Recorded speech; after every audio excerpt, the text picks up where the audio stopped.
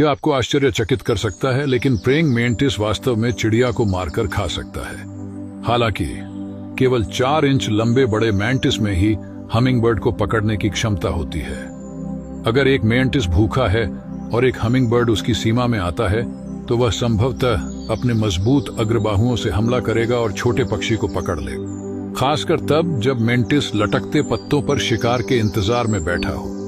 ये शिकारी कीड़ा एक बार हमला करता है तो फिर पक्षी के कुछ हिस्सों जैसे कि रक्त, अंगों और मस्तिष्क को खाना पसंद करता है, जबकि स्वादहीन अवशेष पंख, चोंच, हड्डियों और पैरों को फेंक देता है।